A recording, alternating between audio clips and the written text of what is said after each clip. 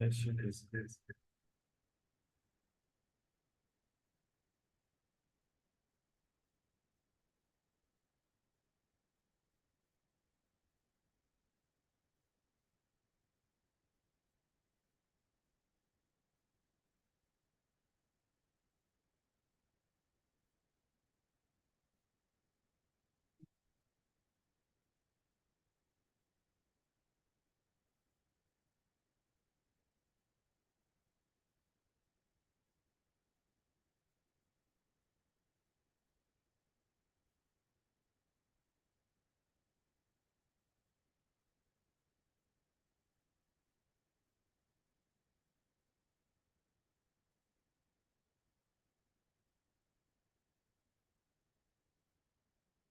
Internet is on.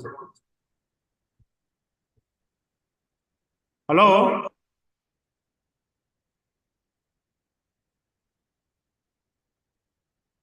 I'm told you are not hearing my sound, my voice.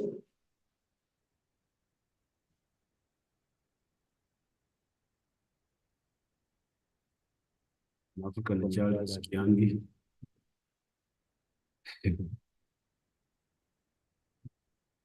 Capture that. Meeting mtu anasema hatusikii. Mimi yenyewe hatuoni sauti, so the host in the meeting. What is it?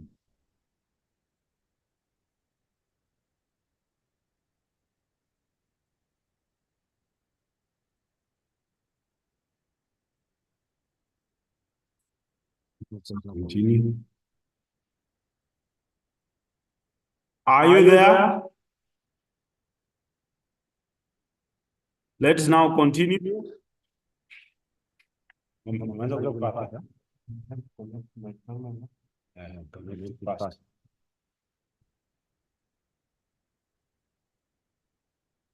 EDS 0050.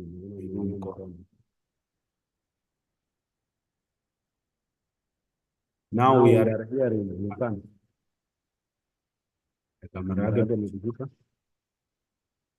We're not seeing the board. We are back. Read that example. Yes. We are getting user. Let me take example. And the people should mature up. We have cooperate students. Wenyewe watajidiscipline tu. Ni watupe nje. You are the board. Continue ordering there.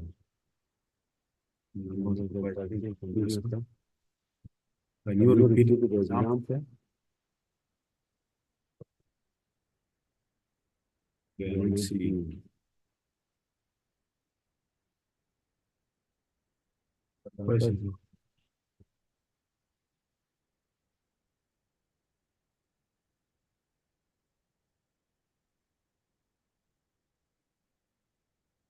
We are not able to see this.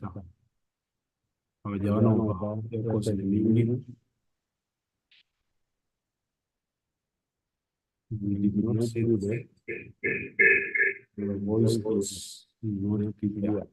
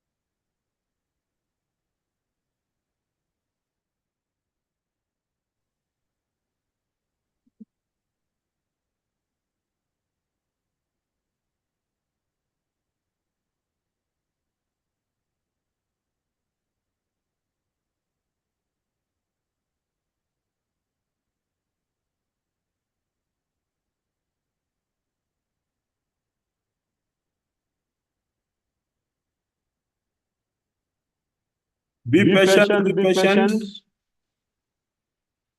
We are sorting out so that you can see the board.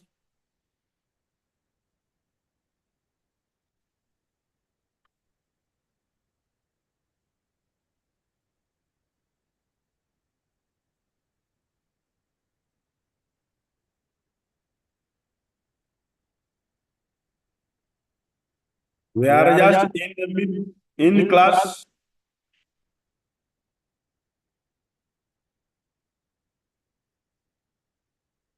The notes were given.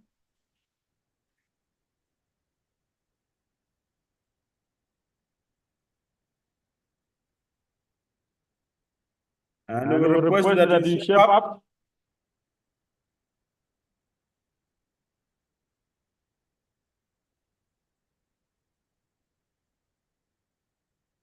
Just hold on a little. We are resolving the technical error for you to see the board.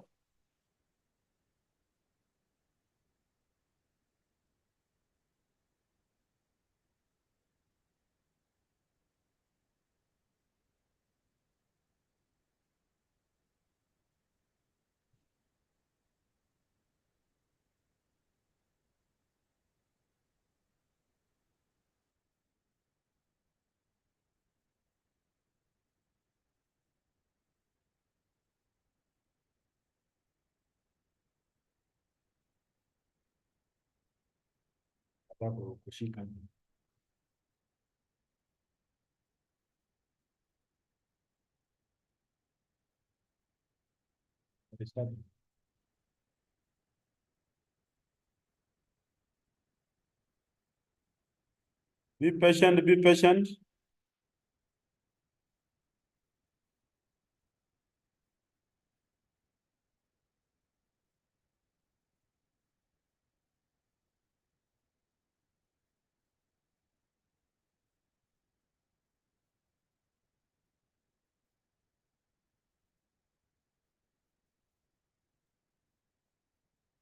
Just a minute. In the next 2 minutes, you shall have resolved.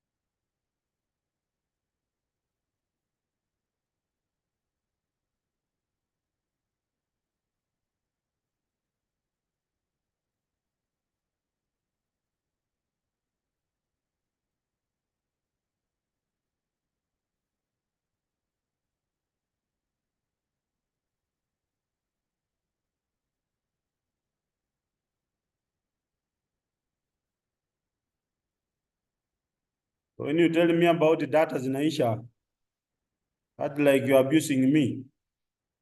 The class will go on up to 10:45.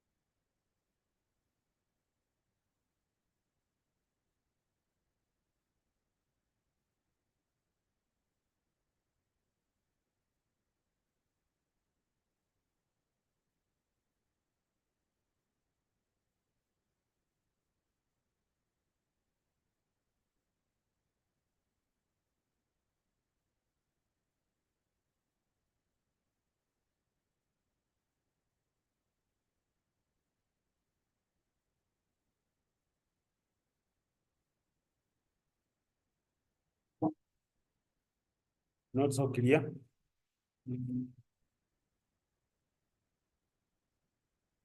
Sasa ni kamera.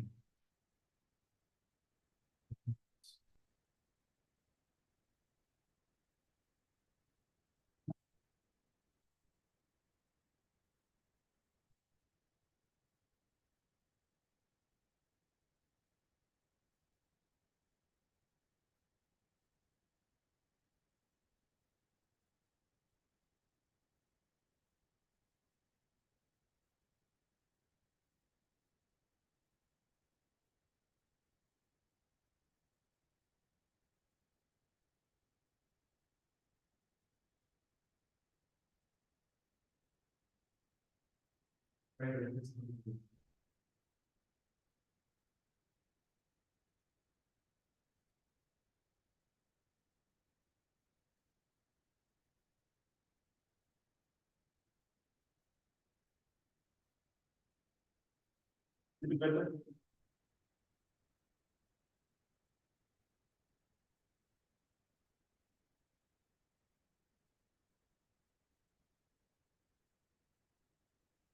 No, no, no. This.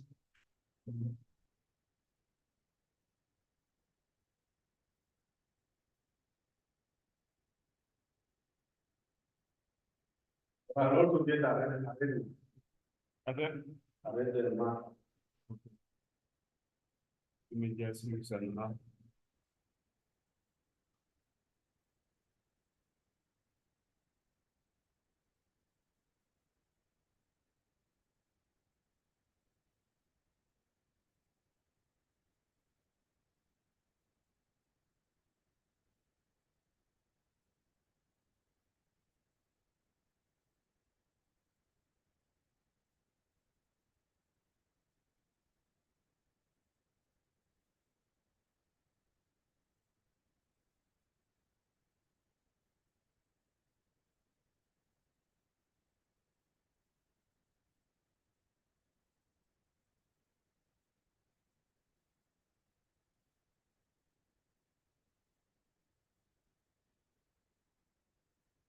What is it?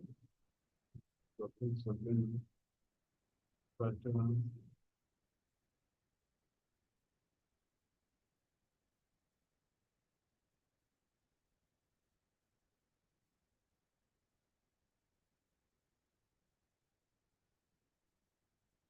think that's okay.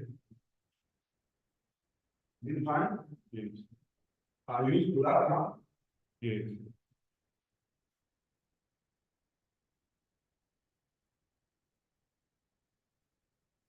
That's fair. I can as well start application. Yes.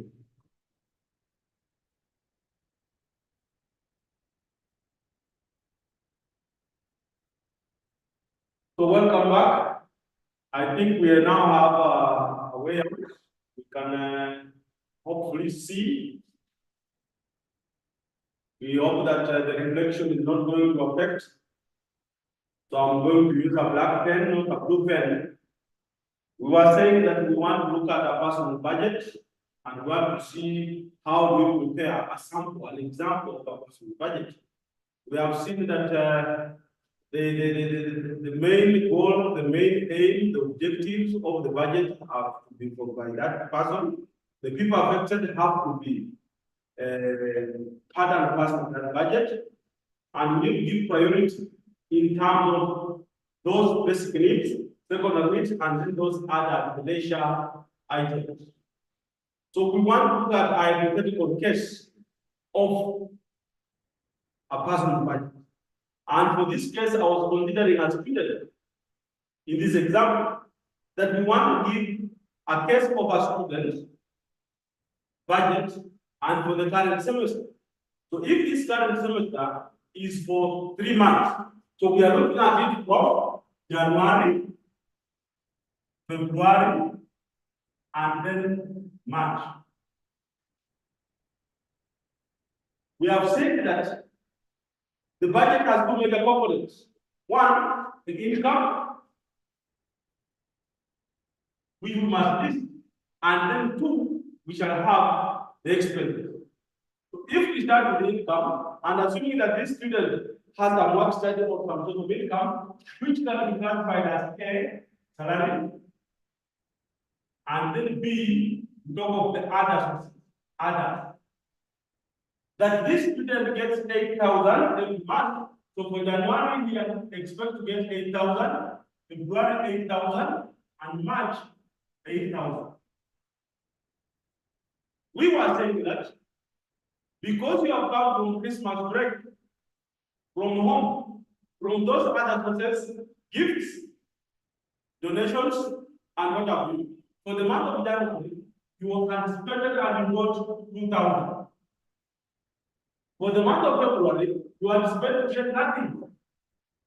Then for the month of March, because the semester has gone, you expect you will get from your sponsors 1,200. So we can give the total in terms of what we expect to get at the end. So for the month of January, you expect to raise 10,000. For the month of February, 8,000. For the month of March, 9,200. That is what our expected income is. Now, the second component is about expenses or expenditures. With expenses, we say that we start with basic needs. So if we have the first basic need, food, then we shall have the second basic need as clothes. Then, of course, we can talk about shoes. As students, it's a part of the budget. Then we can talk about feed. We have to pay rent. E. We have to travel, transport from your hostel to the university. Every day we have to budget for that. Then F. We are planning to save. We are saving for given purpose. We are saving for given objective. We want perhaps to buy a phone if you didn't have. So we can now add it out. These are budget expense line items. Food, clothes, shoes, rent, transport, and savings. That in the month of January, you have just come from home. You've gathered maybe macaroni or water. So you expect to spend 3,000. For the month of February, and you know what comes in February, there is that special day, the Valentine's Day. So you are making a budget that you will take your boyfriend or girlfriend out, and you only intend to buy chips cookie. So in your budget, you will add there that budget, 400 shillings. So you can spend 3,400. You are budgeted for Valentine. For the month of March, exams will be about the quarter. So you want to take more tea. So you budget about 3,200. We look at the next item. Look, you have come from Christmas. So already you had the Christmas square. But we don't want to see you in what we saw you in last semester. So you are budgeting for 1,600. You include even your girlfriend for that matter. Forgive me if I talk about your girlfriend. For the month of February, because you are bought, you don't buy. For the month of March, you don't want to go back home with the clothes they show you in. So you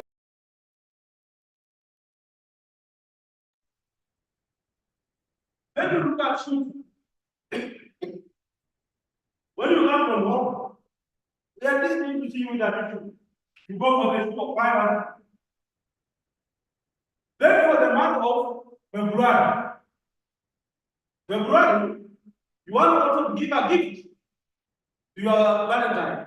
So you are budgeting for it and you said to buy her the family shoe of 1,800. Because fellows were sitting yesterday, so you buy that family. Then for the month of March, you had a shoe from January. Now here you don't have anything. This is what you are planning. In terms of rent, this standard, The landlord will embarrass you. 1,200 you must pay every month. 1,200.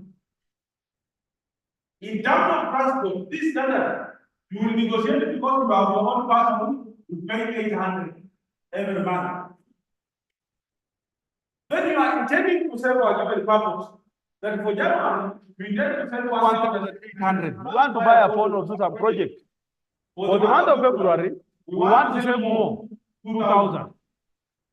And for the month of March, we also want to save 1,500.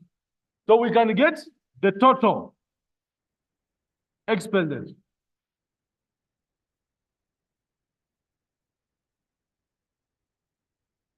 So if you add the expenses for January, add 3,000, 1,500, 500, 1,600, 800, and then 1,800. You will get hopefully this 00. So this is 11, 21, 29. Carry 2, 5, 6, 7, 8. Confirm the mathematics. Confirm those additions. For the month of February, you intend to spend all this. This will be 0, 0. So this is 12, 24. Carry 2, 5, 6, 7, 8, 9. For the month of March, you have 0, 0. This is 11, 21, 26.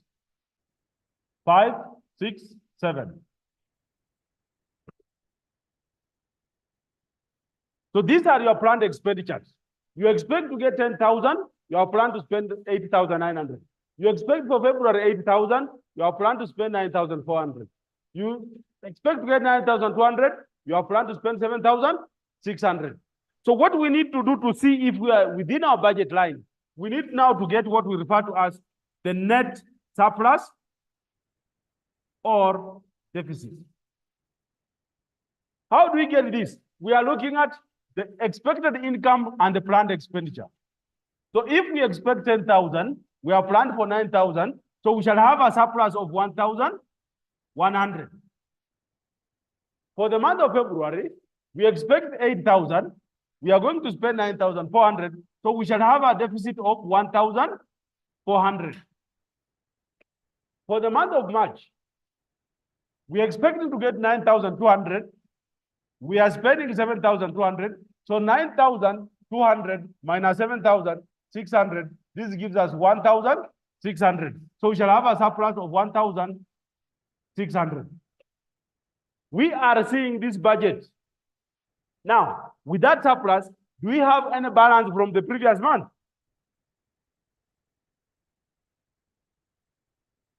Balance from previous month. Assuming that from December, you had some balance, and that balance was, say, 200 shillings. What is now your balance to carry forward to the next month? So we will have 1,100 plus 200. This gives us 1,300. That's what we'll carry forward. So when we get to the month of February, our balance from the previous month is what we shall have carried forward. We have 1,300. With a deficit, we shall therefore have a deficit of 100 shillings. So this deficit is what we carry forward. Our balance from the previous month for the month of March, therefore, will be 100 shillings. With a surplus of 1,600, then this will leave us with 1,500. Which therefore consequentially means that at the end of the 3 months, we'll have a surplus budget of 1,500. We shall have saved 1,800 plus 2,000 plus 1,500. So that is what we shall have saved for our project.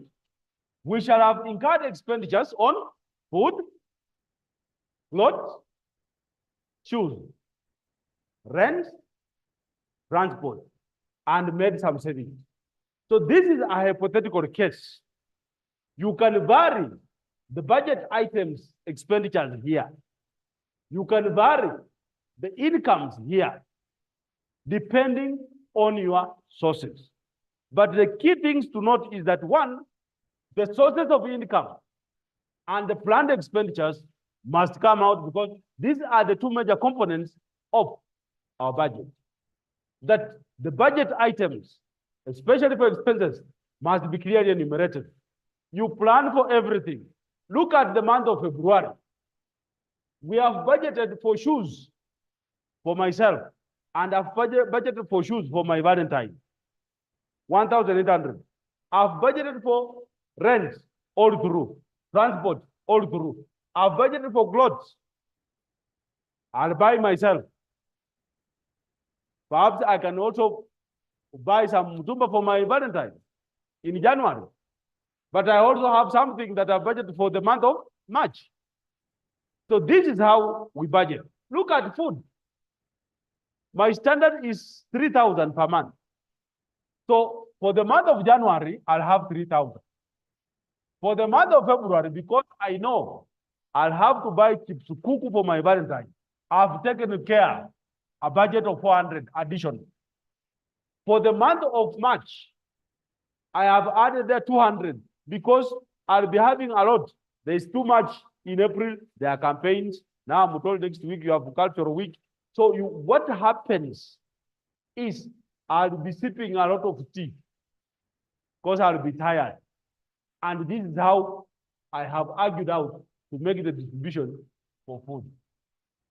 This is a hypothetical case. I repeat for purposes of balancing it out. We are comparing to see if we have a surplus or deficit. Expected income, the planned expenditure. The difference.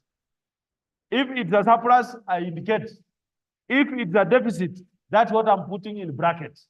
This indicates deficit. But perhaps I had some balances from the previous month. Assume it was 200 shillings. So by the end of January, I'll have a total of 1,300. So this would be my balance carried forward to the next month of February. I have a deficit of 1,400. I have something carried forward of 1,300. So I'll remain with a deficit of 100. This deficit is what shall be my balance from the previous month for the next month. So I have 100 from February, which would be my balance for the month of March. So I have a surplus of 1,600. With a deficit from the previous month of 100, then that gives me an aggregate value balance of 1,500. So for the month of April, my balance from the previous month will stand at 1,500. Then I'll be having the savings I've been doing, which I can do to meet my other plan for either investment or whatever it is. So if I saved all these 1,800, 200, that's 3,800, 5,300, I can easily get a phone. And this phone is coming in Easter. We have the Easter offers. So I can get my simu ya kupanguza during Easter. I'll have done it from my savings. And in any case, if the money is not enough, I already have my balance, which I can also use part of it to support the savings. And this is a hypothetical example of a personal budget. We can now ask any questions that far.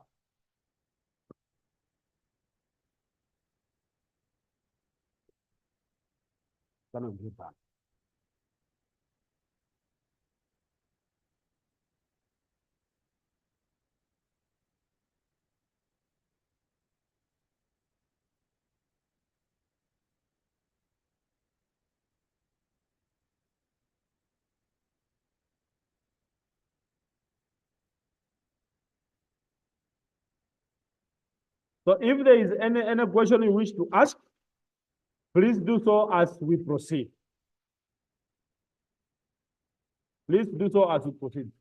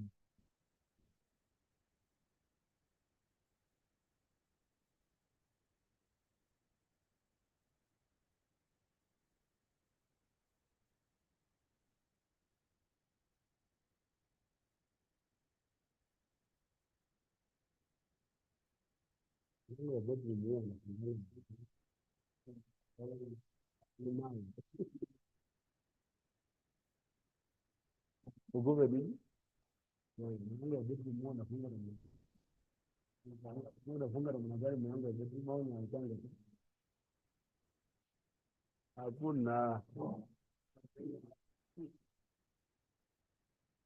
unknown error.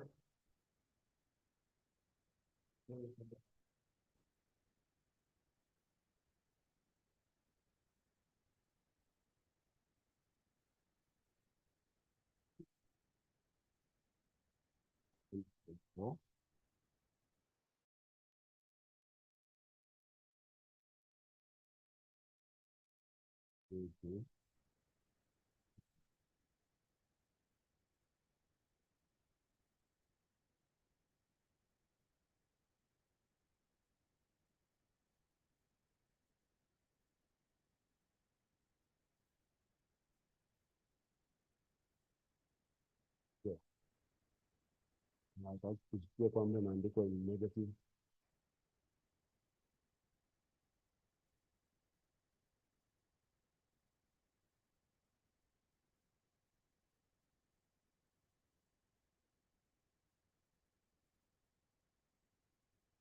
Please, sir, kuna error kwa February expense.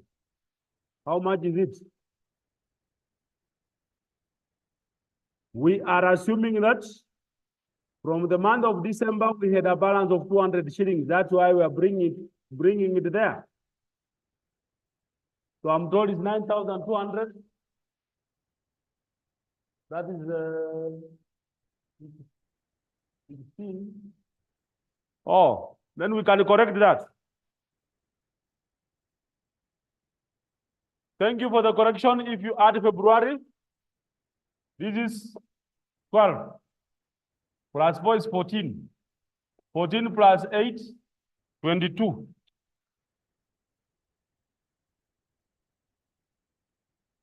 This is 22. So 8,000. So this would be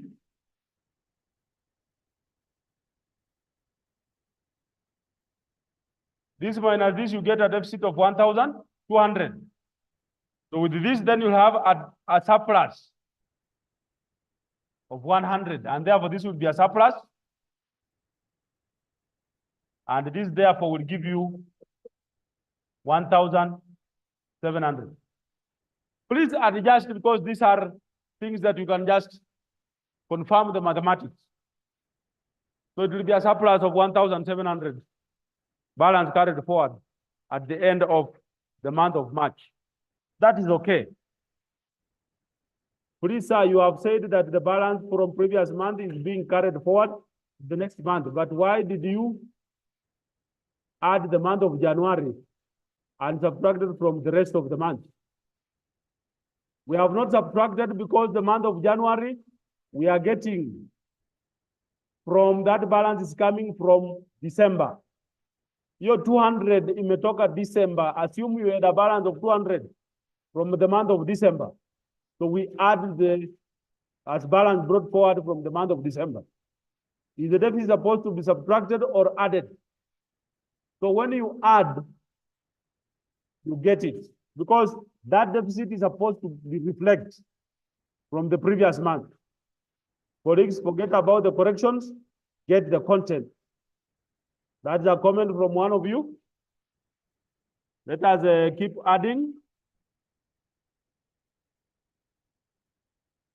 So you add the deficit, we have responded. You have said that the balance from previous month is being carried forward to the next month, yes. But why did you add the month of January? The 200 is from December.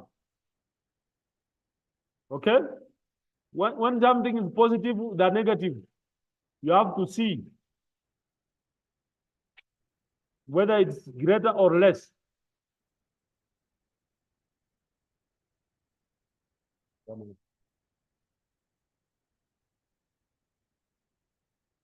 In case we have a deficit as final answer, are we going to carry to the next month? Joel, the answer is yes. That deficit is going to be carried forward. I repeat, the deficit surplus, yes, I've repeated. Please, sir, kuna error for February. Thank you. We have corrected. In March, we have no assumptions. That's yours, Ezekiel. Nimefloat yote, endelea kufloat Ongoro. Utapata wenzako penye umefika.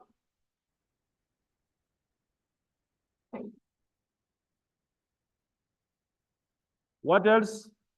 Better now, have understood, Sharon, thank you.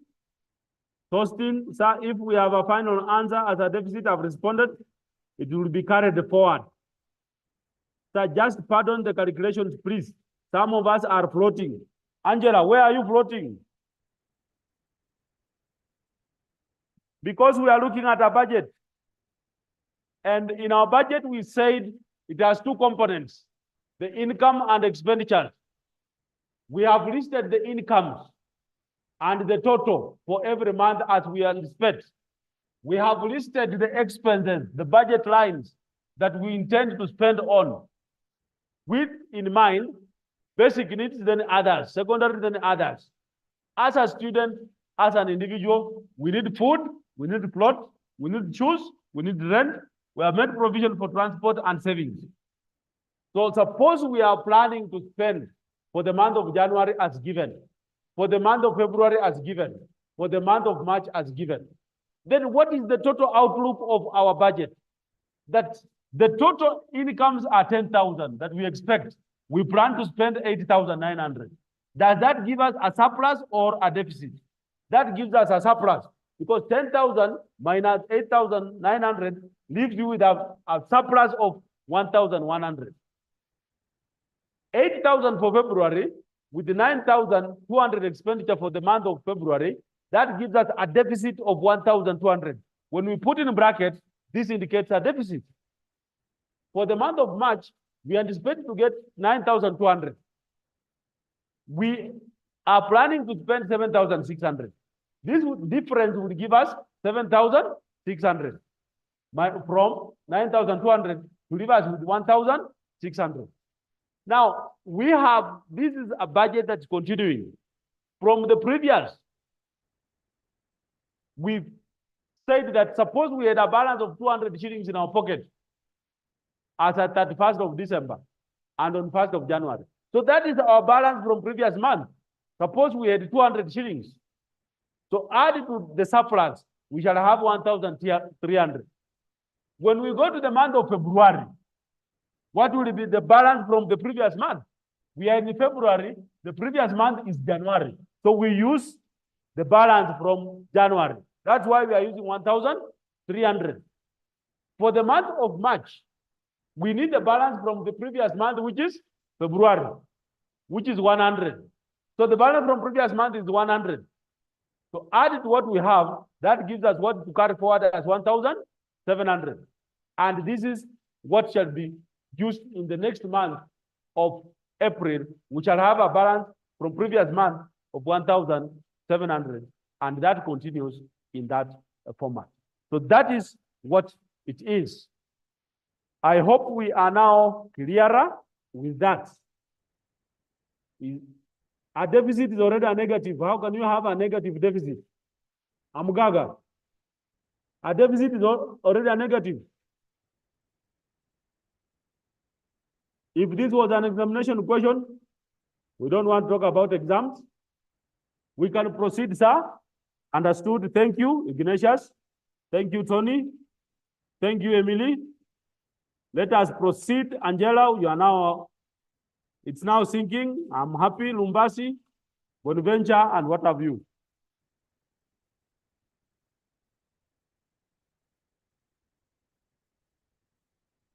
So all this that we have been saying, ladies and gentlemen, this is what is presented here. That this is what we have, and this is what we are looking at. So that is a hypothetical case of what we have been looking at as an example of a personal budget.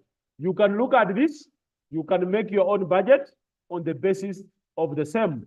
Remember to consider all the budget expense item, budget lines for that matter. Now we can now proceed and look at the second category. This one we shall move first because this is for enterprises, for organizations. That when we talk of business budgets, organizational budgets, these are what specifies the goals of an enterprise, the goals of an organization, and how they are going to meet to achieve them. That we need to consider the following. That for an organization or a business, coordination is important. And a budget will bring about the way we saw reasons as to why we need a budget. Why do we need a budget? Number D, it helps coordinate the activities of the various departments for a common objective. So this budget of the business or an organization must bring about coordination among departments, which means that all heads of departments have to be involved. That the preparation of an organizational budget will follow the laid down procedure. This is basically to avoid confusion. What is the procedure? We start from the draft budgets from departments, which are forwarded to the management of those respective institutions for discussion and approval. So once they are discussed, they amalgamate those departmental budgets into one business or organizational budget. In a business, we have several departments. We shall have marketing, we shall have HR, we shall have, name them. So we look at their respective budgets and bring them together. In an organization, we have several. We have HR, we may have transport, we may have medical, we may have students, we may have staff. All these are budget lines. So they are amalgamated into one, those departmental budgets, which is done to have the organization as one entity for that purpose. So once this is done, then the final budget is prepared and adjustments can be done so that they meet the justification as to why they should spend the allocated amount for each of those departments. Then above all, there must be always room for corrections because sometimes the actual and the planned performance may be different. So those corrections of those deviations are important because we must look at how are we performing against the budget. Even for the individual, look at how are you performing. You plan to spend 3,000 on food. You have spent 4,000. Why? You are eating too much. You are buying more expensive food, and you need to make those corrections. So with this in mind, we need to take note that in most of these organization, enterprises, businesses, that they are mainly concerned with the inflow and outflow of funds. How do they forecast their income and how do they forecast their expenditures? It is because of this that mainly these organizations and businesses and other enterprises, they deal with the cash flow, the inflow and outflow of funds, of cash. And that's why this is referred to as a cash flow budget. So for businesses, those are cash flow budgets and organizations because they are receiving and they are giving out. The format is similar to that of personal budgets that we have already looked at. We need to give the main components, the income, and then the expenditures. And then we can balance it the way we have done. So with that in mind, therefore, you can look at this as your exercise. Suppose this was this is an extract from the book Point Investment Limited. So we can prepare because we have the month, the sales, the salaries, wages, rent, and then raw materials. Similarly for the 3 months, January, February, and March. So the sales here are the income. Salaries are the expenses, wages are the expenses, rent are the expenses, raw materials generate the expense. So look at this and also deal with it and prepare that budget as we did see under the personal budget. Now, the third type of budget is the national budget. I want us to be very keen about the national budget because we are going perhaps to be part and parcel depending on which profession you are taking. You need to understand, you'll be the CEO. You need to understand how do you prepare the budget for the organization, how do you prepare the budget for as a person, and how do you also follow the budget of the country. That with the national budget, they are also referred to as public budget. And this budget reflects two main things. One, the financial accounts and the estimates of the previous year. So if we are in 2023-2024, we must reflect those of 2022-2023. The budget estimates and the revised estimates of the current year. We must reflect what are the budget proposals for 2023-2024. And now we must give what is there for the coming year. We are now preparing the 2024-2025 budget. So based on this, what is it that we want to do? What is it that will be contained in the 2024-2025 budget? Already, the budget making process started some time back. Departments in the government, parastatals and everything gave their budget. And they gave their budget to the ministry. The ministry made the budget and they forwarded to the treasury. We had the budget statement ready in parliament this week. So what does this entail? That such budget estimates of the coming year consist of what is it that we are paying currently in terms of the taxes, what their rates are, and what the expenditure policy is. And we make an assumption that this will continue. So the taxes that we are paying, the finance bill of 2023 will remain in force. So we will pay those levies, housing levy, NSSF, and what have you. That one remains as it is. The tax bracket so far applied, as given in the finance bill of 2023, must continue. And therefore, the changes that we intend to bring about are the ones that we give as proposals. And that's what should be contained in the current budget for the next financial year. Because these changes are what gives a description of the fiscal policy of the government and the financial plans corresponding to them. That the government intends to make Kenya self-reliant. We intend to deal with public debt. We intend to create jobs for the Kenyans. We intend to boost mama mbogas, the borders, the so-called hustlers. That's what the government may want. That's what that provides a description for their fiscal policy. And now, what are their financial plans for them? The financial plans may include bringing, instead of us having motorcycles, for example, those that are powered by fuel, we want to bring electricity. Those are the financial plans. So what will be the financial implication? This is what we are talking about. A national budget, therefore, we are looking at a country and therefore what are the plans of the government of that country.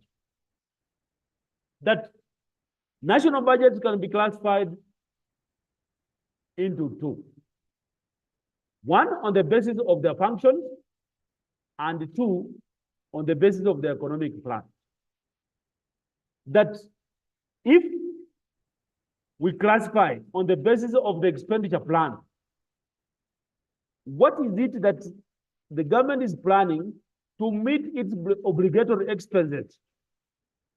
Obligatory expenses revolve around the functions of the government. That of protection, social function, administration, and development. So that deals with the functions. Then the capital expenditure. What is it that they want to do in terms of the capital formation. So we classify this on that basis of the functions and on the basis of the economic level. If it is functional classification, we focus on the function. According to the UN, the government has 4 basic allocations. General services, which takes care of the defense and administrative structure. The social function, which focuses on the provision of social services, things to do with health, things to do with education, and things to do with public service. Then we have the economic service, things that promote economic activities, agriculture, industry, that those that are of economic development. Then, of course, we have that unallocatable category. So we cannot classify as either being general, social, or economic. That is lumped together under the unallocatable category. And this is what the functions of the government are all about. Economic classification, on the other hand, is based on the mode of its financing. So how is the government going to finance those activities? Like, for example, we might think of the government transaction. We saw that the government can also take part in commercial activity. It can also trade. So what is it that they can do? The government can also perform the development function. It's the duty of the government to ensure that we have good communication network, transport network, and the related. So these are things that we can base on, that we can classify on the basis of functions and on the basis of its economic development focus. So this, therefore, if you read widely, they talk of government adopting certain structures because it has program and it has to perform. So we call this program and performance-based budgeting system. So most governments have adopted this preparation of their budgets on the basis of the program and performance-based budgeting system. What is this program and performance-based budgeting system? That program and performance-based budgeting system only recognizes the activities, the functions, and projects of the government. And therefore, such a system of budgeting is geared towards improving the formulation and execution of the expenditure policy of the government. Why must we adopt the program and performance-based budgeting system? Remember the principle of economy. We talked of resources are scarce, and therefore no wastage should be permitted. PBPS therefore arises out of the scarcity of resources, which therefore should be in line with the society needs. We know there are a lot of needs in the society. Kila kitu siku hizi serikali saidia, serikali saidia, serikali saidia. It's as if the government must do everything, including what is there or what is to be done in your own houses. That PPBS goes beyond just certain projects, but emphasizes the need for efficiency and the steps that are followed.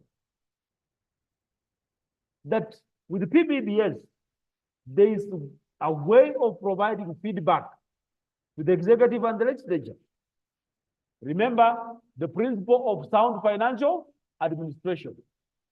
Remember the principle of sanction, that we need to have a way of providing approval, a way of checking any discrepancies, and a way of dealing with it. That therefore, in the absence of program and performance-based budgeting systems, there is normally a tendency of haphazard decisions. Perhaps the reason why you see the president when it comes to Bungoma, he says, na hii tutafanya, tumepanga, tumetenga, tumefanya, and yet we are not moving. Because those are haphazard tendencies. So if we are realistic, if the government is realistic, remember I told you in this course, we shall discuss the government and even individuals and even our own institutions for the sake of understanding. Then the haphazard tendency that we are seeing crop up, the projects that we are seeing being mounted, one could easily ask, are they plans of the government? Are they reflecting the activities, functions, and projects of the government? Are they budgeted for? Those are the questions. So in view of above, justification as to why program and performance-based budgeting systems are there, we have insisted that there are certain steps that are to be followed. So the following are the steps that we must follow for us to have a successful implementation of a program and performance-based budgeting system. That for us to have it successful, we need to clearly define the goals and objectives of the various policies and measures of the government. When the government just says housing and housing levy, this is their goal, this is the objective. They aim to get that. But how is it in terms of the people citizens? Are they in concurrence? When they say that you must pay 2.75 towards health care, universal health care, who are targeting? Why are we only insisting that it's those on the payroll? How about those in the private sector? How are they contributing towards universal health coverage? How are they contributing towards the housing levy? These are issues. And what we talked of, without appropriate PBBS, there is a tendency of having haphazard decisions. Now, there's need for us to deploy the analytical techniques. How do we deploy them? That we need to do a cost-benefit analysis. Is this thing going to be beneficial? Remember the principle of maximum social benefit. Is it going to benefit the majority? If we contribute now for the housing levy, how am I going to benefit as Duncan Wasike out of the housing levy? Yet the target is the hustlers, the mama mboga, and the border. Do they have the capacity and the ability to pay whatever that's required, the 3,000 or 4,000? Because it is, you pay monthly and cumulatively, you can own that house. These are issues that we need to look at. That there is need for us to have that successful PPBS, that we look at the current programs and their policies, and then focus on their future benefits or problems. If we took a mama mboga from Muturu kwa Njenga in Nairobi, and we want that lady to stay in a 4-story plaza, she's not used to. Those in Kariobangi, those in Kibra, they are used to that where they belong. Shall they be the people owning, or they are going to be used so that they are the ones and they separate to the middle class to own those houses? These are the issues that we need to look at. But as we look at this, ladies and gentlemen, it is an indication of the problems that exist under this system of program and performance-based budgeting system. Okay? So contrary to those expectations, certain problems are associated with this system. And normally, there is a problem of multiplicity. A given objective may be a target of more than one program. And one program might be a target of many programs. So multiplicity is a problem. Quantification. How do we quantify and get the results of some program? I am. How do you quantify the services I'm giving unto you? How do you see my results? Are they because all of you will pass? Suppose all of you fail. Do you say that the lecturer was bad? So if a given project stalls, look at our county, Bungoma, the duo. If it stops, are we able to measure the results? Currently, in Bungoma, they are putting down structures. They are calling them those who have encroached on the roads. Look at Kandui, for those of you who have been there.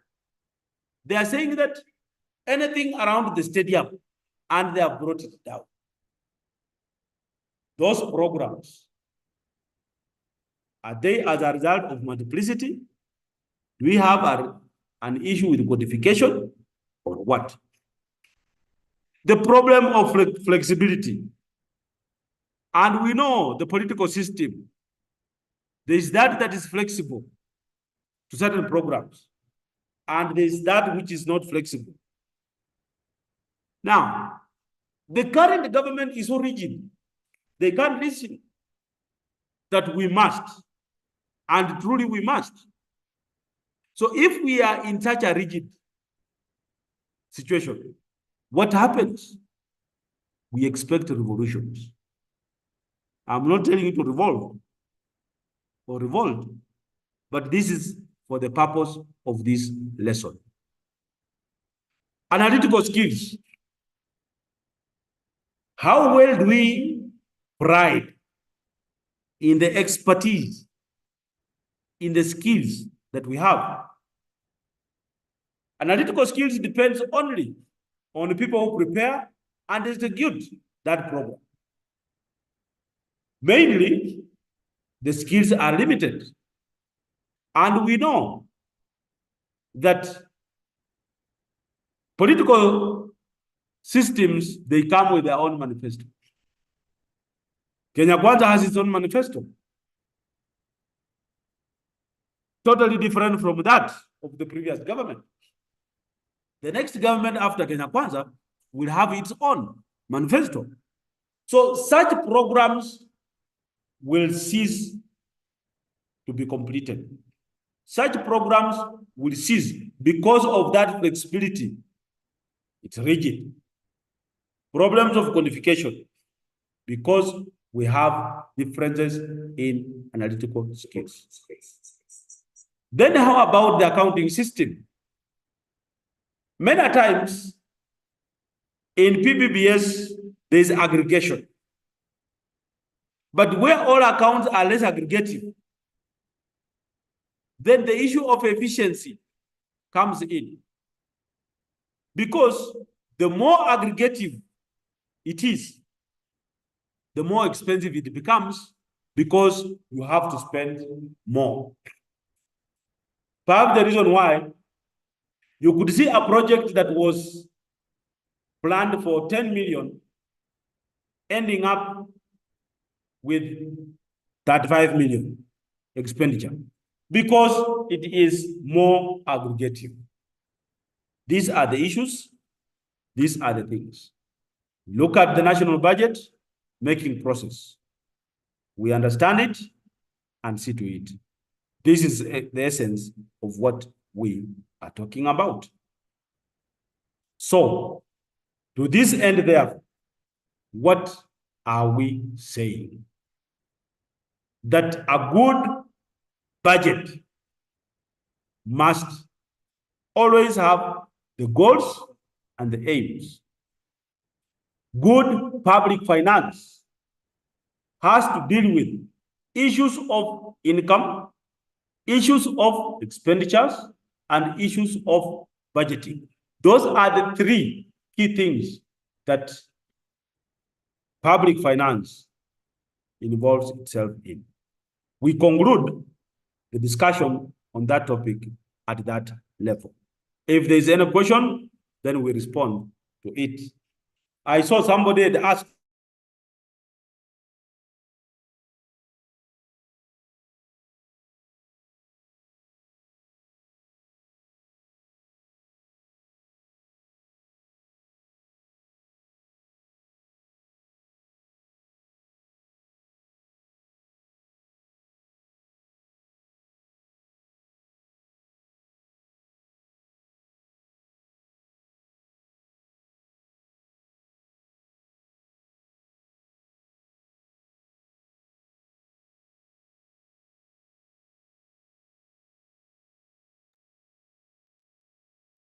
okay.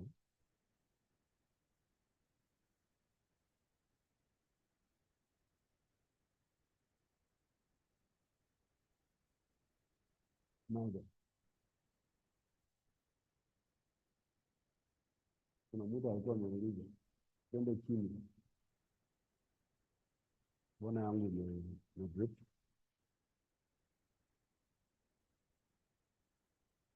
Please, may you display the quiz? Who was given the responsibility to share the notes? Nyinyi kama msikii shauri yenu. Good lesson, thank you. We appreciate. Who was given the responsibility? Hapana. May you display the quiz? Let the day do a team update the notes.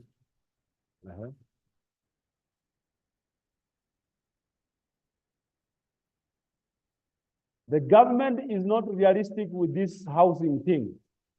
Don't go political. I've been cautious not to be fully political.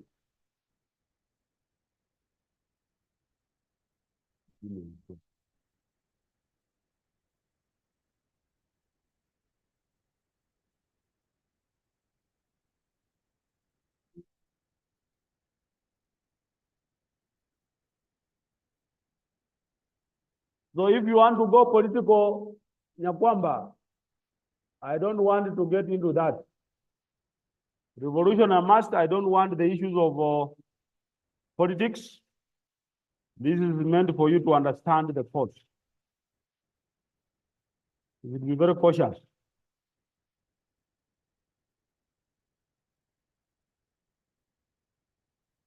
Be very cautious in what you say.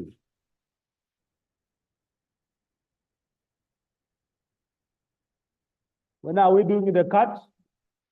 If you don't know by now, then I don't know. Kwani class tamu inaisha ama? Jamaliza?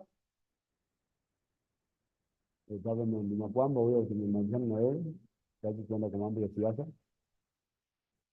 Are we continuing? The class is still on. This unit is really interesting and reminds me about. I like it when you say that the course is interesting. That's nice. Public finance notes are not found in the portal. We'll check on that. Thank you, sir. Thank you, sir. May you repeat on the calculation side? What do you want calculated? Remember to connect.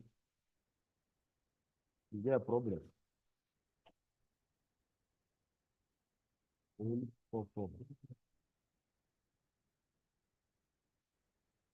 144. 1. 1. 2. 2. 173.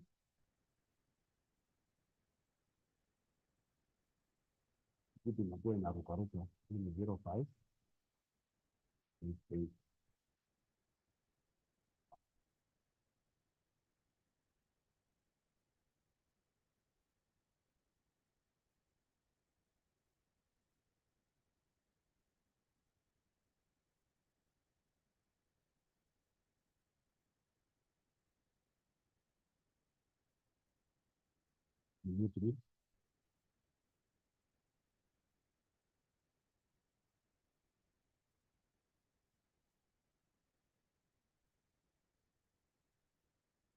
I need to score first class. And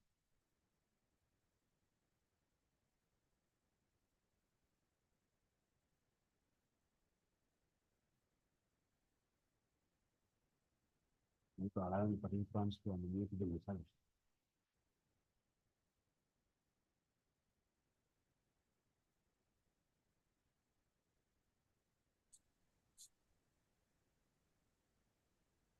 Share the screen again. Michael.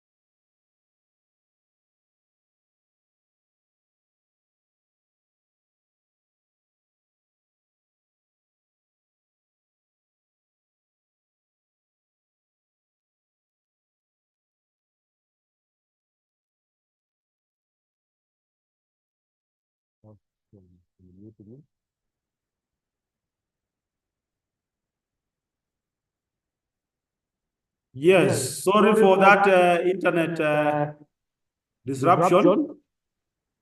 The class is still on. We are still continuing with the class. The class is still on. We are still continuing with the class. So we can proceed to look at the next area. We want to look at taxation. We talk about tax as being the main or the major source of revenue to the government. And we wish to go back the discussion. And we say that this was a compulsory contribution imposed on individuals to meet the expenditure and incurred for common cause. Meaning that there are too many characteristics of a tax. One, it's compulsory, as everybody must pay. And two, there is no direct service against the payment of the tax. So even if you are paying 1 million tax per month, you cannot claim that you should get this service. Because with the tax, we are pulling together. And despite the compulsory nature of the tax, no individual has a right to demand for the service directed to him or her, because it's done for the common cause. It's in this regard that tax income collected is pulled together, then expenditures are done based on the principles that we have discussed under public finance. So there are various types of taxes. One, we have the income tax, which is imposed on the incomes of individuals, mainly on salaries and other allowances. We have corporate tax, which is imposed on the profits of limited companies. Sales tax, which is imposed on commodities and businessmen. Excise tax, which is imposed on production of commodities. Then we have the custom duty that is imposed on the imports or exports of commodities. So there are very many other taxes which we can come across, and all common. All of them have one common cause for this country. So we can proceed and look at now what guides taxation. Many times we have had issues that the principles of taxation have been and truly are, and they have been evolving. That the first four have been the principles that were given by the great economist Adam Smith. Then others have been developed out of the Adam Smith principles. He talks of the principle of equality, which postulates that every person in the country must contribute to support the government in the proportion of their respective abilities and capabilities. So you must, this is mandatory, you must contribute. Then there is certainty, which states that what an individual is bound to pay ought to be certain and not arbitrary. So we must at all times put in place, and the person, the individual must know what their obligation is. The third principle, the principle of conveniency, which states that what that individual is supposed to pay should be imposed at the appropriate time and by the best method, such that it makes it more convenient for the payer as much as possible. And if you look at this, then you understand why taxes are deducted at cost. You understand why we deduct every month. And this is what we enforce. Then finally, the principle of economy. The cost of collecting that tax should be less the amount that is collected. That's the only way we can generate income for the government. And that's the only way we can have revenue for any government. So these are the four principles as given by Adam Smith. The next 5 expound on this, and this include productivity, which says that for productivity, the tax system should be able to yield enough revenue. So this is going back to explain something on economy.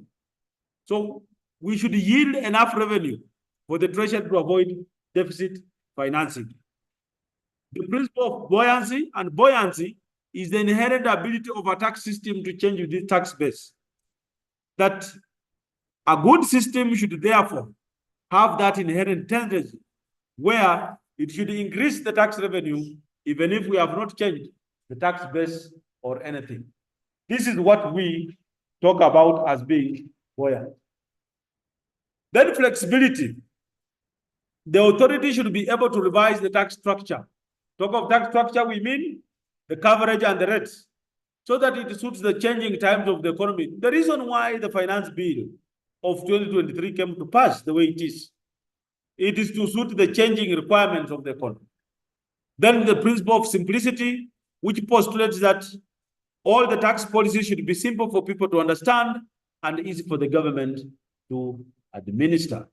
With this in mind, we need to also understand that there should be diversity in terms of the taxes, and this principle therefore makes a provision that there should be different types of taxes so that the burden of the tax is spread over different groups of people in the society. It's intended that every person must contribute, and the contribution toward the government revenue should be mainly by tax. So those are the 9 principles. The first 4 were by Adam Smith, and the next have been developed as a result of what Adam Smith has already developed. So we want to talk of an ideal or a good tax system. So an ideal or a good tax system is that which fulfills most of these principles of taxation. So as we look,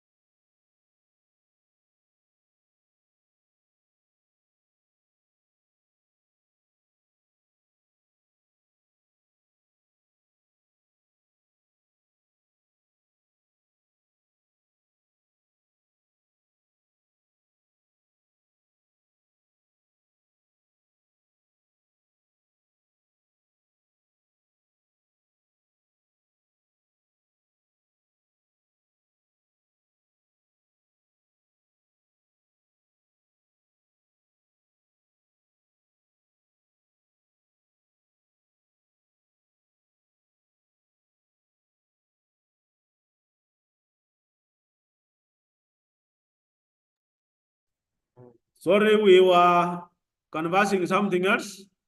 So we are looking at a good or ideal tax system. So out of those 9 principles, a good or ideal tax system is that which meets most of those principles of taxation. But we need to understand that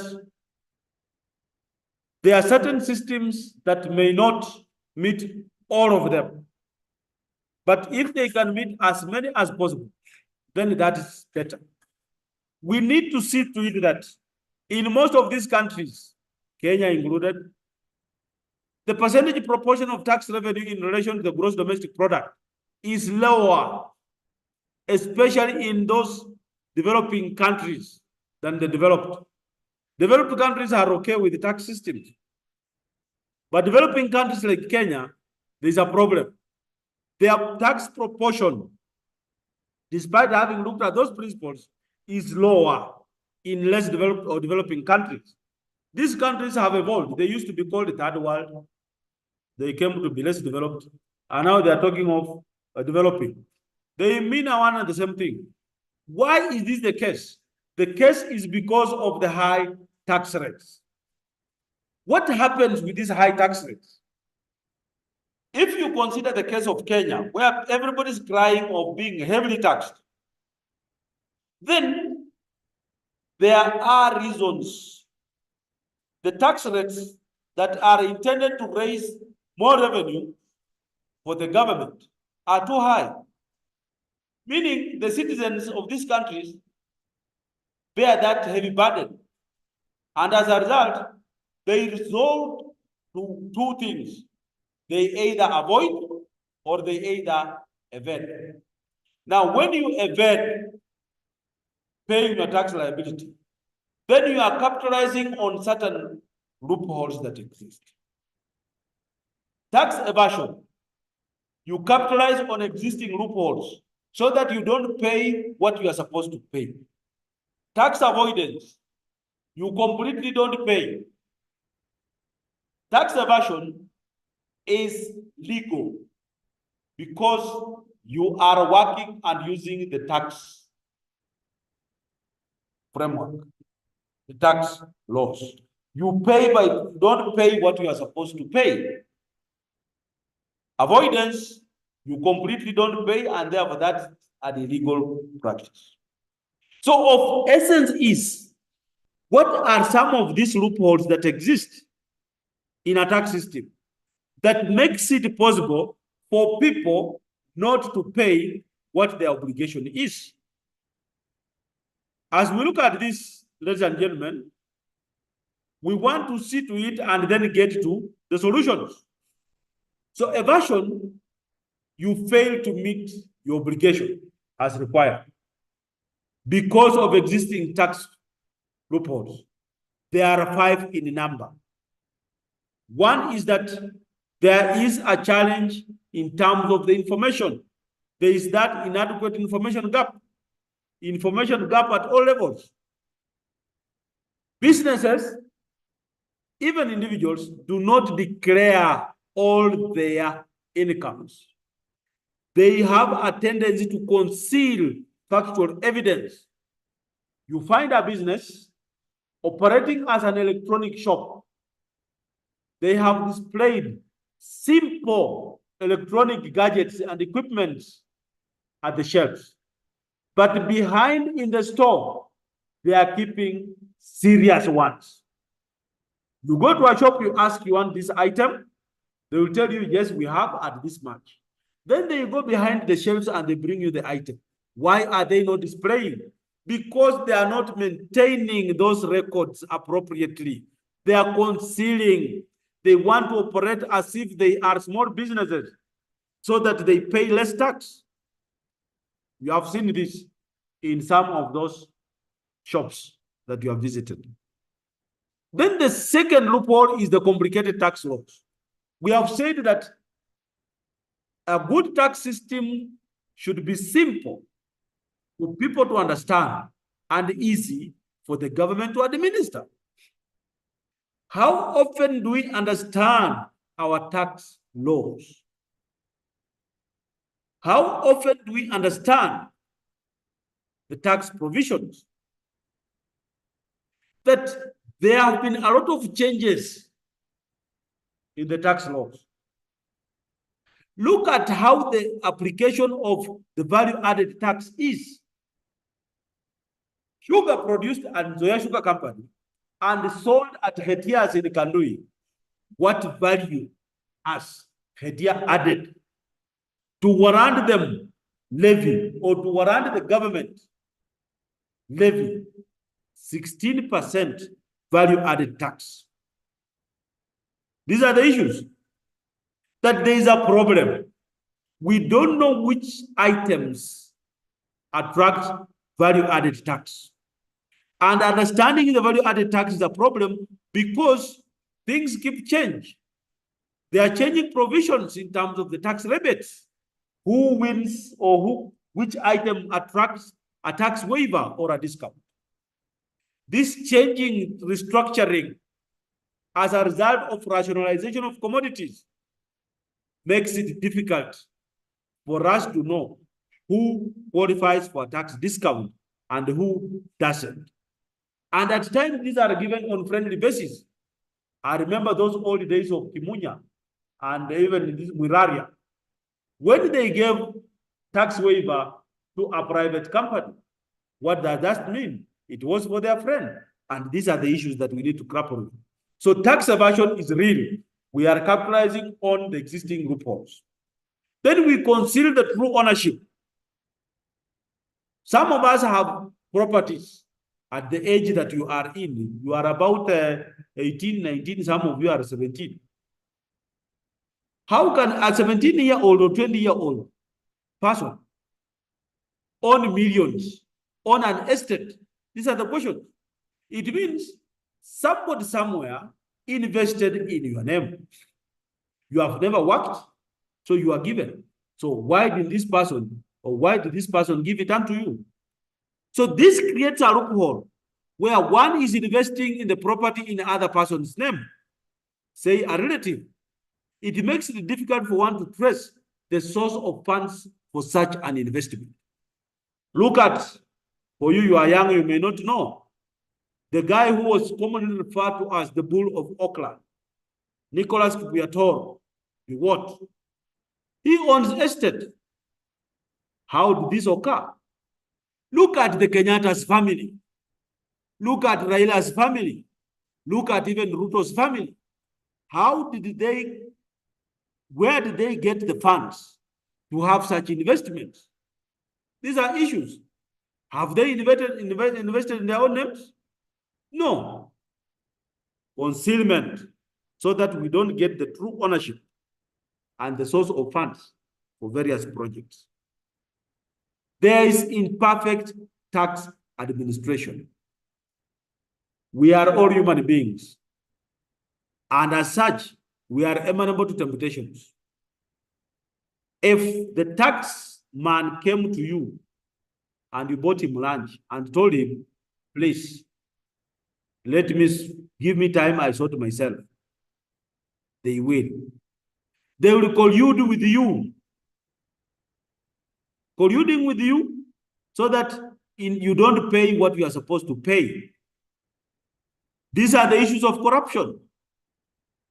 Corruption is real and it's rampant in the Kenya Revenue Authority, the taxman.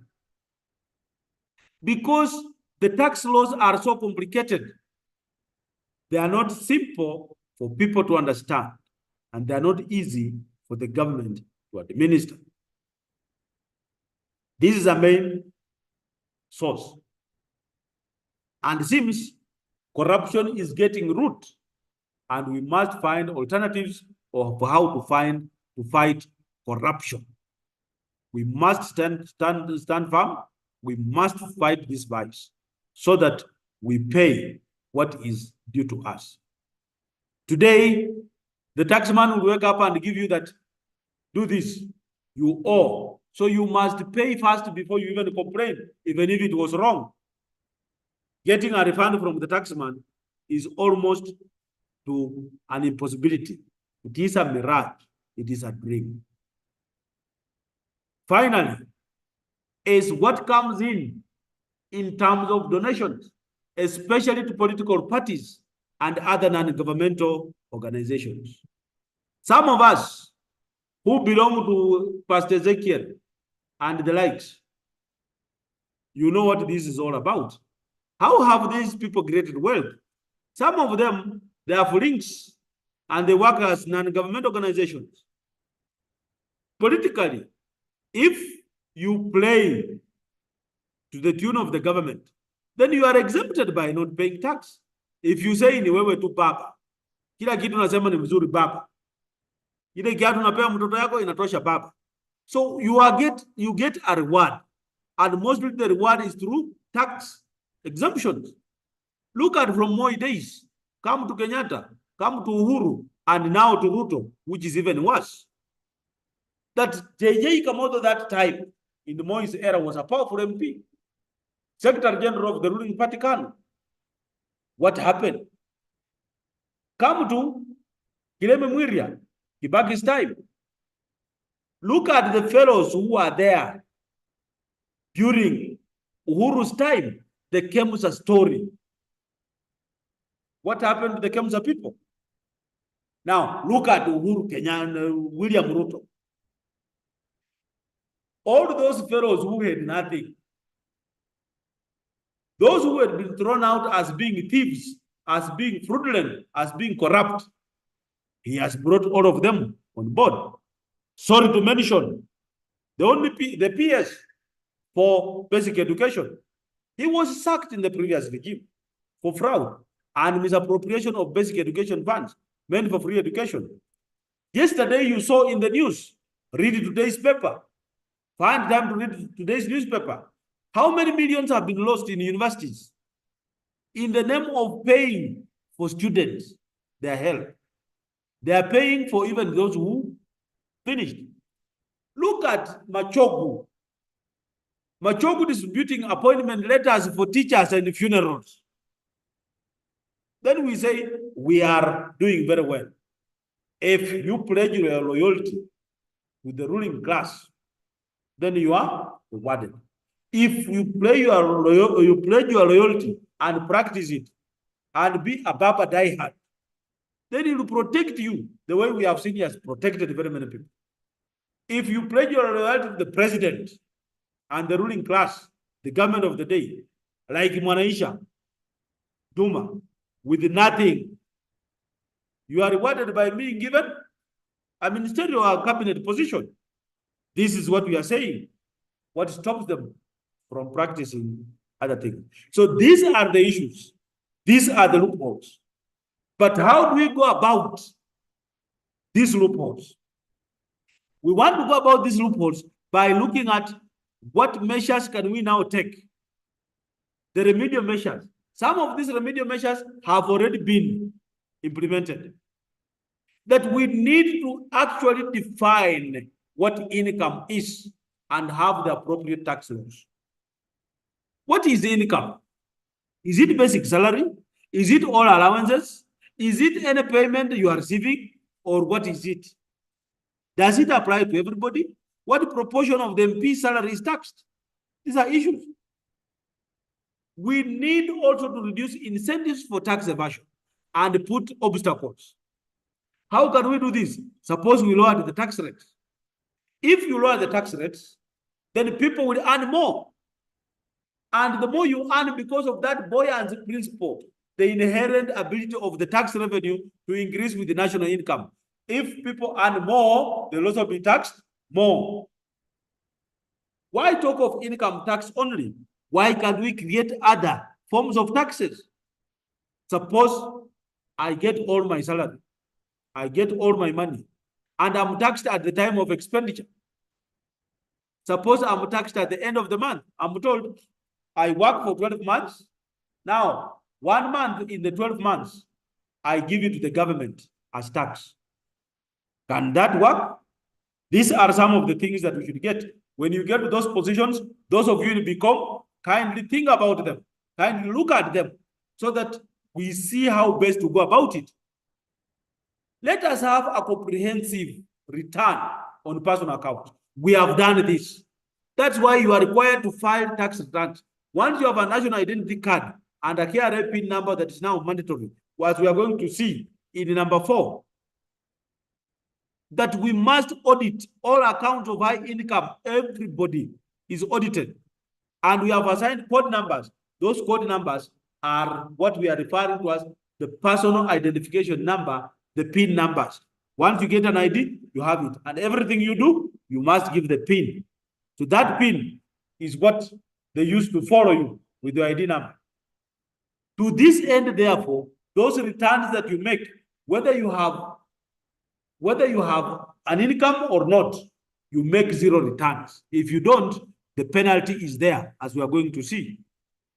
That all that which comes in terms of donations, especially to political parties,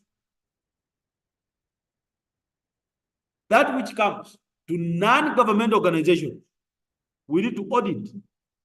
People are saying that they are bringing in plots to support the vulnerable. Yet once they reach in this country, they are the ones that are being turned into mutumba.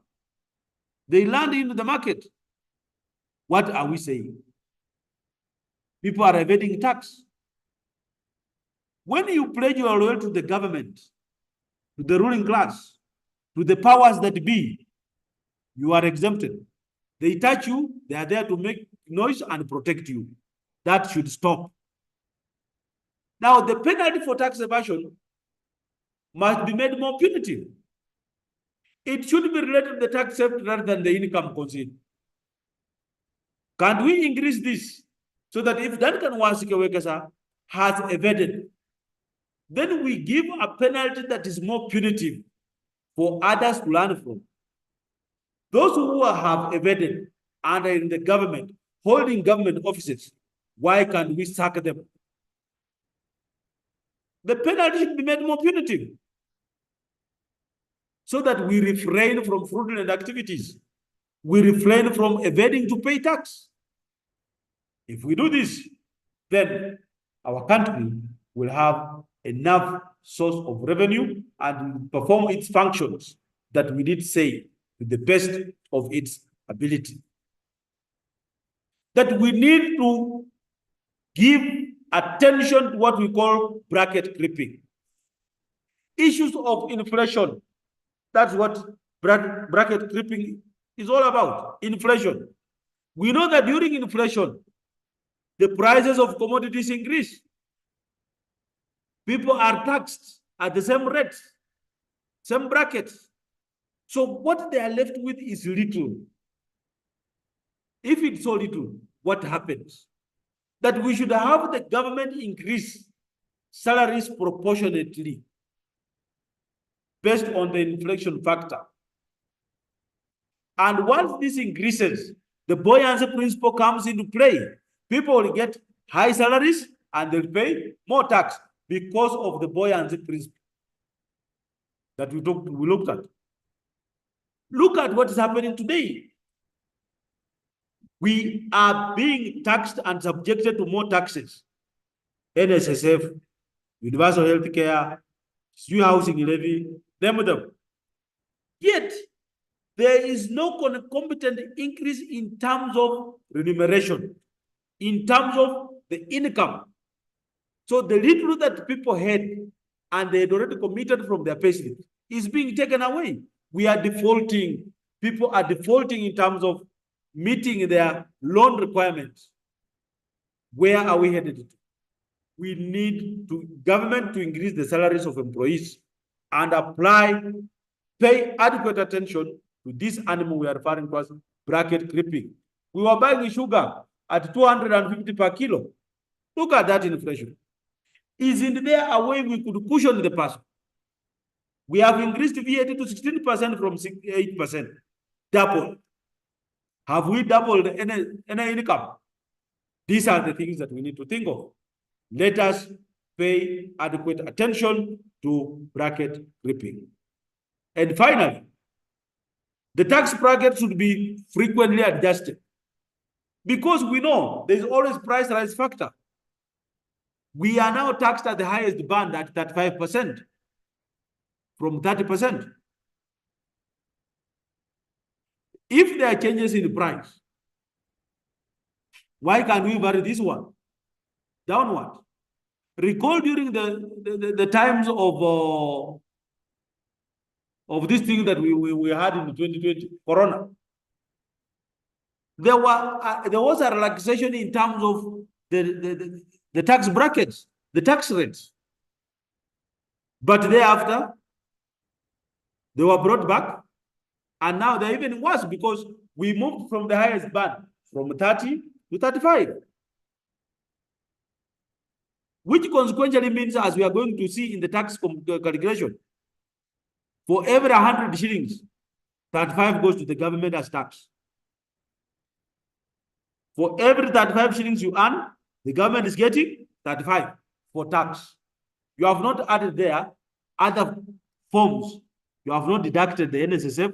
You have not deducted the pension. You have not deducted the housing levy. You have not deducted the universal health coverage. Meaning, if you think of going for a job, white-collar jobs, you will be working for the government. The government will be facilitating you just to get to the job and back, but nothing out of it. So we must think out of the box to make our life relevant.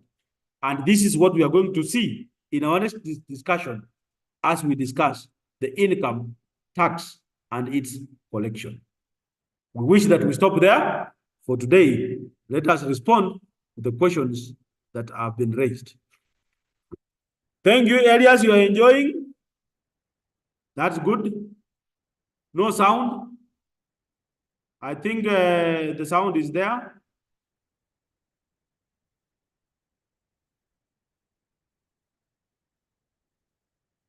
Network imefanya nini jamani?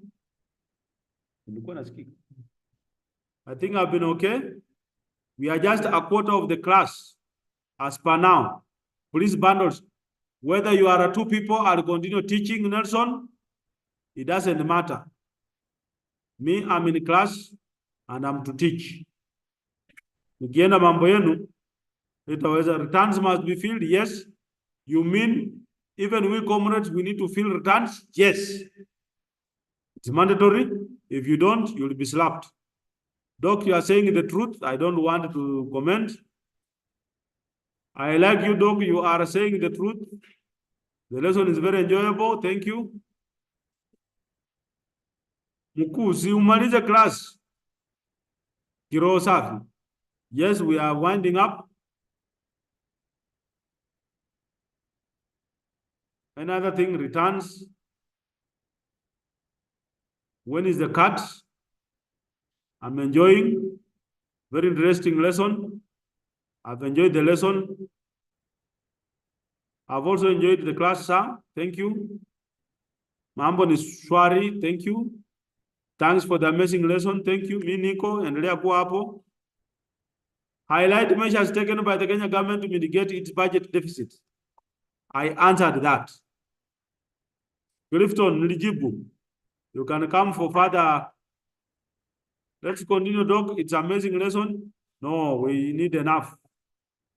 When are we doing the cut? Now, this is what the cut shall be all about. The cut shall take care of 1, statistics, 2, public finance, and 3, taxation. What we have covered up to today. So this is what we shall have in the cut. The cut shall be done on Thursday morning. What is that? We give them from 8. We'll give you the cut between 8 and 9. 1 hour. Ensure you log in and sit for the cut within that 1 hour. I want to remind those who have not, those who have to register, those who have not enrolled for the course, please do so, because we are going to close so that no further enrollment. We want to clean our class register. So we are out requesting, please ensure that you have enrolled in the course. If you don't, then you will not sit for the cut. The cut is on Thursday next week from 8 to 9. Ensure you sit for the cut before you go for your cultural things. That is the communication I have. If you have another question about the cut, please ask.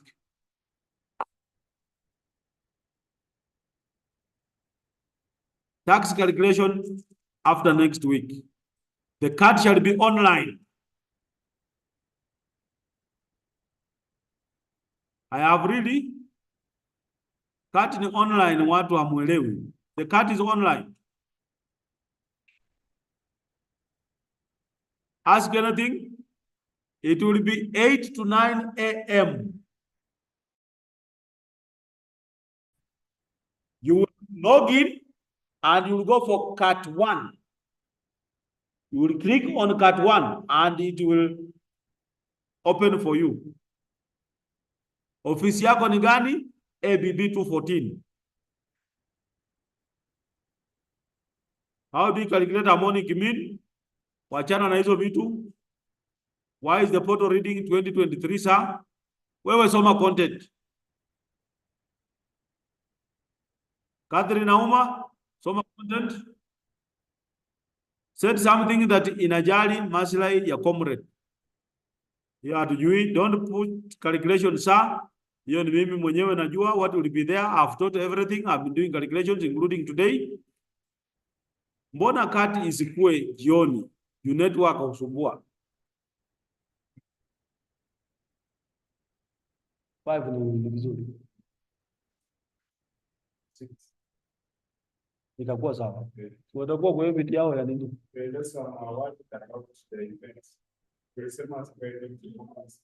Zile zingine wao mnapeana za ngapi? Then we can give it in the evening.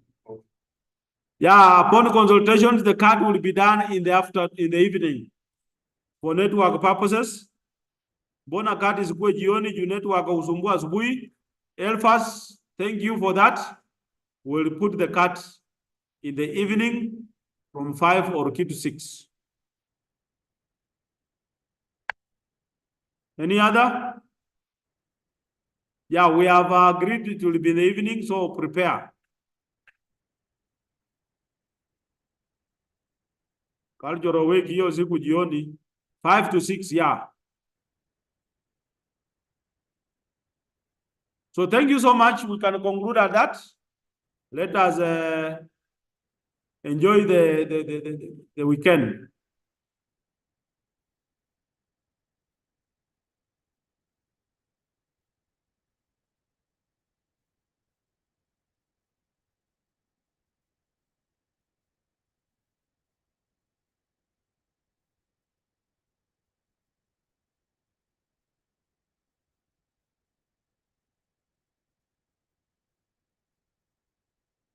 Stop recording or I leave.